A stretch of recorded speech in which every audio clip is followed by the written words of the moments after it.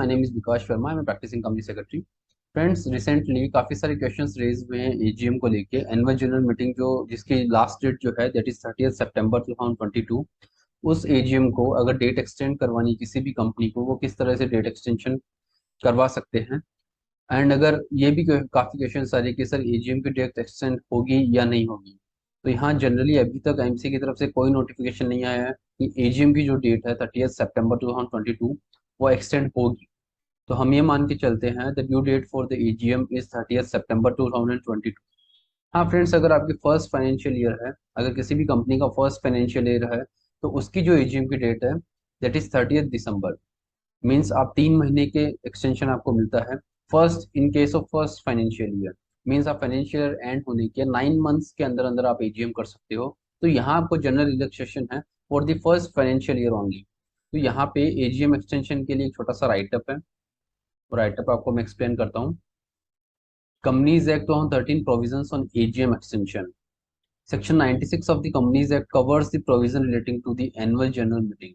Friends, जैसे कि आपको सबको पता है कि एजीएम में फाइनेंशियल स्टेटमेंट जो है उसको अप्रूव किया जाता है, अडॉप्ट किया जाता है। उसके बाद में डायरेक्टर्स रिपोर्ट वगैरह या फिर ऑडिटर का अपॉइंटमेंट या फिर रेटिफिकेशन ऑफ द डायरेक्टर, ये सब के लिए एजीएम कंडक्ट होती है। और एजीएम जो है 31 मार्च के फाइनेंशियल एंड होने के 6 मंथ्स के अंदर अंदर एक एजीएम होनी चाहिए। Every company is required to hold general meeting each year. One person company is not required to hold the AGM. Friends, one person company में since there is only one shareholder, यहाँ पे one person company के लिए exemption है for the AGM. In the case of first AGM it should be held within 9 months from the end of the first financial year. However, if in any other case the AGM should be held within 6 months from the end of financial year. तो friends, यहाँ 30 सितंबर 2022 को 6 महीने complete हो जाएंगे। Then 30 September 2022 is the last date for holding an AGM. If a company fails to hold the AGM within the due date, then the company is liable for the penalties under section 99 of the Companies Act 2013. Friends, इस पे एक detailed जो video है वो already recorded है कि AGM अगर time पे आप नहीं करते हो तो उसकी पेनल्टीज क्या है, और अगर आप लेट एजीएम करते हो आफ्टर द ड्यू डेट तो क्या उसके कॉन्सिक्वेंसेज है। यहाँ पर एक रिलीफ दी गई है। There is a provision in the Companies Act that gives power to the ROC to extend the time period for holding of AGM. Generally 6 months के अंदर अंदर एजीएम होनी चाहिए, लेकिन ये 3 महीने के लिए एक्सटेंशन आप ले सकते हो। हाँ फ्रेंड्स, मैं ऐसी कंपनी की बात नहीं कर रहा जो फर्स्ट फाइनेंशियल ईयर है। अगर सब्सिक्वेंट फाइनेंशियल ईयर है तो भी आप एक्सटेंशन ले सकते हो। The registrar may for any special reason extend the time within which any annual general meeting by period not exceeding 3 months. Friends, आप एप्लीकेशन फाइल करते हो, जिस फॉर्म में आप फाइल करते हो उसका हम डिस्कशन करेंगे। उस फॉर्म में आपको एप्लीकेशन एंड बोर्ड रेजोल्यूशन जो है and the notice of board resolution वो आपको अटैच करना है। देन आपको आरओसी में फाइल करना है। जो भी जुडिक्शनल आरओसी है उस फॉर्म को चेक करेगा, उस फॉर्म के जो एप्लीकेशन है उसमें आपने क्या पॉइंट या स्पेशल रीजन आपने दिया है उसको कंसिडर करेगा। उसके बाद में आरओसी एक्सटेंशन कर सकता है for a period not exceeding 3 months. Some of the other reasons for extension of AGM have been provided here and under. कुछ स्पेशल रीजंस है जो जनरली सबके साथ होता है। Due to non-signing of the balance sheet, due to non-availability of the auditors, non-availability may arise due to resignation, death, incapacity to sign, or such other valid reasons. Non-preparation of the balance sheet due to natural calamity, due to loss of financial data and absence of director. Non-availability of the MD, since the financial statement must be signed by the MD. Non-availability of the directors on the valid grounds. The sudden death of the director and consequences of this, the limit of director goes below the minimum requirement of director. Friends, ये 5 points या इसके अलावा भी काफी सारे points है। Such other special reasons if such reasons are valid and justified. अगर ROC को लगता है, रजिस्ट्रार को लगता है, जुडिक्शनल आरओसी को लगता है कि कंपनी की एजीएम इन रीजंस के कारण एजीएम नहीं हो पा रही है, तो एजीएम जो है वो 3 मंथ्स तक एक्सटेंड हो सकती है। लेकिन फ्रेंड्स, आपको जो एजीएम के लिए फॉर्म फाइल करना है वो आपको एजीएम की डेट के पहले ही फाइल करना है। तो आप मान के चलिए एजीएम का जो 21 मंथ्स का हम नोटिस 21 डेज का हम नोटिस देते हैं, तो उसके उस टाइम पे आपको ये जीएनएल वन फाइल करना है जो फॉर्म है। फ्रेंड्स, फॉर्म जो जीएनएल वन है उसका थोड़ा डिटेल में डिस्कशन करते हैं।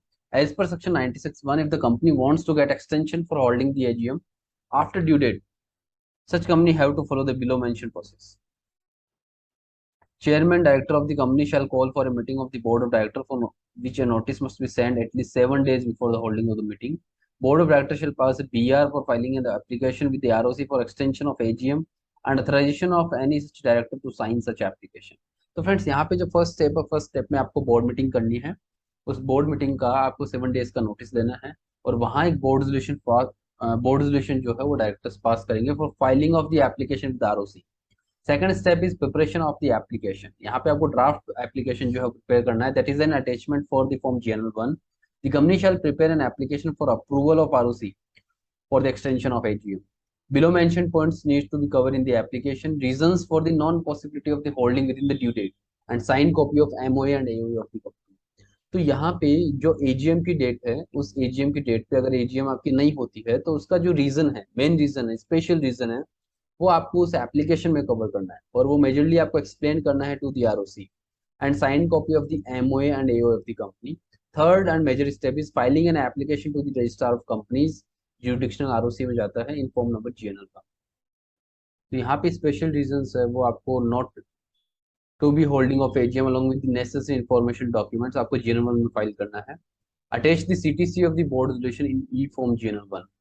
तो फ्रेंड्स यहाँ पे अगर ऑफिसर को लगता है, जो ROC ऑफिसर है, will check the facts and attachments of the application and if ROC feels that according to the facts extension should be granted then ROC shall give an extension letter for any period maximum of 3 months. यहाँ पे friends ऐसा हो सकता है कि आप 3 महीने के लिए आपने डिमांड किया है कि मुझे एक्सटेंशन चाहिए, बट ROC उसको 2 महीने तक भी एक्सटेंड करता है. That power is ROC vested to the officer of ROC. तो वो उसका डिसीजन है कि वो 2 महीने तक भी आपको एक्सटेंशन दे सकता है. And the processing mode is non STP. Simply आपको पता है कि जैसे ही आप फॉर्म फाइल करते हो इंस्टेंटली आपका अप्रूव नहीं होता है. STP mode for example ROC सारे फॉर्म को चेक करता है एंड उनको अगर रीजन जस्टिफाइड लगता है उसी के बाद एक्सटेंशन मिलता है. तो फ्रेंड्स यहाँ पे जो है एक्सटेंशन को लेके अभी इन दिनों एट प्रेजेंट सिचुएशन ऐसी है कि काफी सारे जो डाउट्स क्रिएट हो रहे हैं कि AGM की डेट एक्सटेंड होगी या नहीं होगी. अभी तक एज सच कोई भी नोटिफिकेशन MC की तरफ से नहीं आया है. और यहाँ पे एक चीज और मैं कवर करना चाहता हूँ कि अगर मान लीजिए आपकी AGM ड्यू डेट पे है, टाइम पे हो रही है, तो यहाँ जो स्टैट्यूटरी ऑडिटर्स है जिनको यूडिन जनरेट करना मैंडेटरी है और उस यूडिन के लिए जो 2 या 3 ऐसे डेटा है, फाइनेंशियल डेटा है, जो आपको यूडिन जो ICA की साइट पे यूडिन जनरेट करते हो वहां इंसर्ट करना जरूरी है. ठीक है फ्रेंड्स, जैसे शेयर होल्डर फंड हो गया या शेयर कैपिटल हो गई, ऐसे कुछ इंफॉर्मेशन है वहां पे पुट करनी जरूरी है. तो ऑडिटर्स के लिए भी एक काफी राइट टाइम है यूडिन जनरेट करने के लिए. बिकॉज यूडिन का जो टाइम लिमिट है, वो यूडिन का टाइम लिमिट में आपको यूडिन जनरेट करना जरूरी है, वरना काफी सारी कंपनीज में ऐसा प्रॉब्लम आती है यूडिन को लेके. तो यहाँ पे स्टैट्यूटरी ऑडिटर्स जो है कंपनीज के, उनको भी मेक श्योर करना है कि उनका जो यूडिन है, कंपनी के लिए जो यूडिन है स्टैट्यूटरी ऑडिट के लिए, वो टाइम पे जनरेट हो, जिससे वो फाइनेंशियल स्टेटमेंट या ऑडिट रिपोर्ट पे कॉट कर सकते हैं. फ्रेंड्स, इस तरह की वीडियोस हम स्टेक होल्डर्स या प्रोफेशनल्स के लिए बनाते रहते हैं और हमने काफ़ी वीडियोस रिकॉर्ड किए और काफ़ी अच्छा पॉजिटिव रिस्पॉन्स आया है. तो इसके लिए हमने जो वीडियो सीरीज है वो कंटिन्यू रखनी चाहिए. तो इस तरह के वीडियोस अगर आपको इन फ्यूचर में देखने हैं तो आप हमारा चैनल जो है वो सब्सक्राइब भी कर सकते हो. Friends, thank you so much for watching this video.